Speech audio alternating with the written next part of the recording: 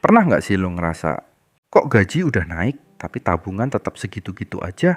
Padahal kerjaan makin berat, tanggung jawab makin banyak, jam kerja makin panjang.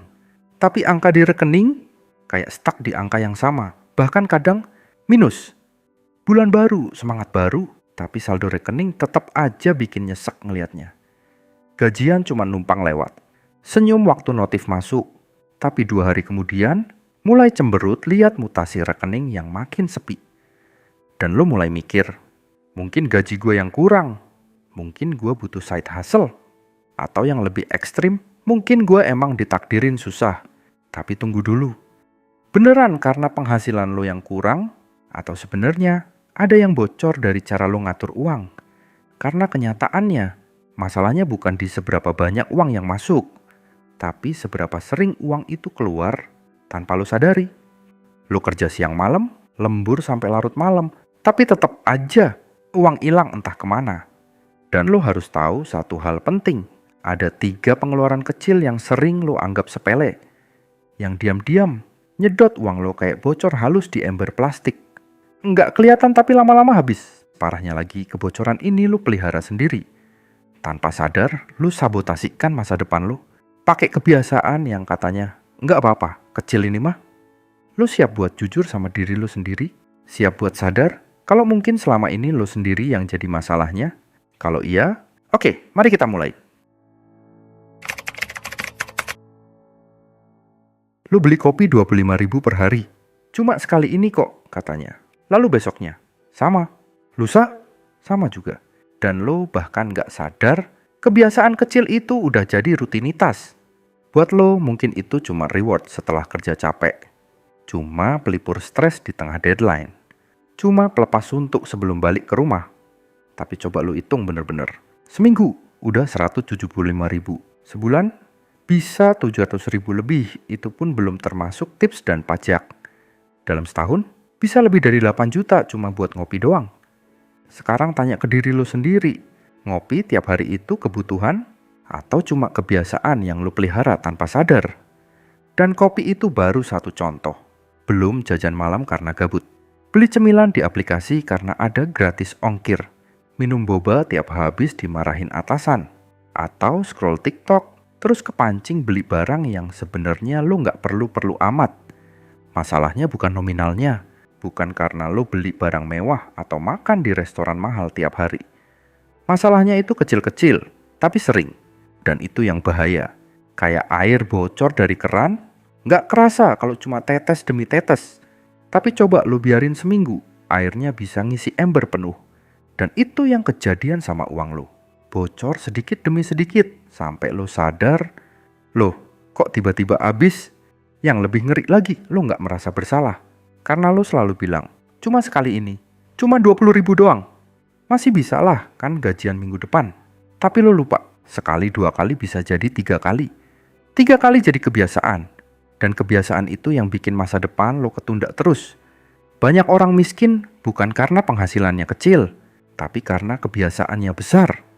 Kebiasaan konsumtif yang dibungkus dengan kata self-reward. Coba lo berhenti, sebentar ambil kertas dan tulis. Dalam sebulan, berapa banyak pengeluaran yang lo keluarin cuman karena pengen. Bukan karena perlu. Dan lo bakal kaget, karena mungkin justru disitulah alasan kenapa lo belum bisa nabung sampai sekarang. Kadang yang bikin boros itu bukan niat belanja, tapi karena males bilang enggak. Males nolak ajakan temen. Males masak sendiri. Males bawa bekal. Males bedain mana kebutuhan dan mana nafsu sesaat. Sekarang lo tahu kan? Pengeluaran kecil tapi rutin itu jebakan paling halus yang pelan-pelan ngebunuh stabilitas keuangan lo. Netflix, Spotify, YouTube Premium, Disney Plus, Apple TV, dan entah apalagi yang tiap bulan otomatis narik uang dari rekening lo. Pas awal langganan, semangatnya luar biasa. Ini buat hiburan lah, biar nggak stres. Biar bisa nonton film sambil healing. Tapi coba jujur deh, masih sering dipakai nggak sekarang? Pertanyaannya bukan murah atau enggak. Tapi, lo beneran pakai semua itu? Lo bayar ratusan ribu tiap bulan buat berbagai platform, tapi yang lo tonton paling 1 series doang sebulan sekali. Itu pun kadang setengah jalan udah berhenti karena kesibukan atau bosen. Tapi tetap langganan jalan terus. Ada orang yang langganan YouTube Premium cuma biar nggak kena iklan. Tapi sehari-hari nontonnya video TikTok. Ada yang bayar Spotify tiap bulan. Tapi 90% waktunya dihabisin denger lagu dari radio. Atau denger podcast dari aplikasi lain. Banyak orang langganan bukan karena butuh. Tapi karena takut FOMO. Takut ketinggalan. Takut dianggap nggak update. Atau kadang karena promo cuma 49.000 sebulan.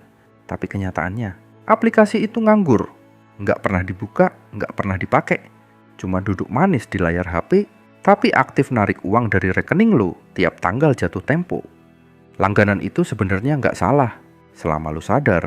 Dan emang itu jadi bagian dari hidup lo. Kalau lo beneran pakai, beneran nikmatin, dan itu bantu produktivitas atau kebahagiaan lo, ya nggak apa-apa. Tapi kalau udah nggak dipakai, atau cuma jadi hiasan digital di HP lo, atau bahkan lo lupa passwordnya dan males reset, itu udah masuk zona merah. Itu bukan langganan, tapi pemborosan berkedok kenyamanan. Ingat, setiap rupiah yang keluar tanpa lo sadari, itu musuh diam-diam keuangan lo. Bukan cuma karena nominalnya, tapi karena lo bahkan nggak sadar itu masih berjalan. Lo kerja keras tiap hari, tapi uang lo kepotong buat hal yang bahkan lo sendiri udah nggak inget. Kenapa dulu lo langganan?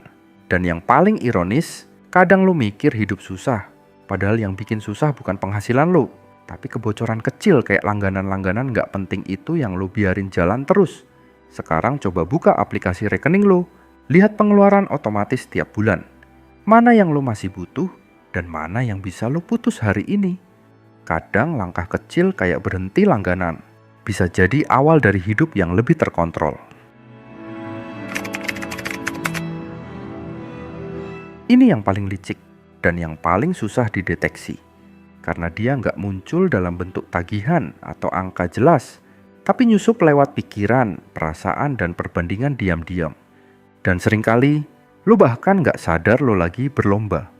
Berlomba buat terlihat keren, buat kelihatan mampu, buat dapat pengakuan dari orang yang bahkan mungkin nggak inget nama lo. Lo beli baju baru, padahal lemari udah nggak muat. Tapi karena lihat temen lo update OOTD di Instagram, lo ngerasa gue juga harus kelihatan kece. Lo ganti HP, padahal yang lama masih lancar buat kerja dan sosmed. Tapi karena teman kantor bawa seri terbaru, lo mulai merasa tertinggal. Kayaknya gue harus upgrade juga deh.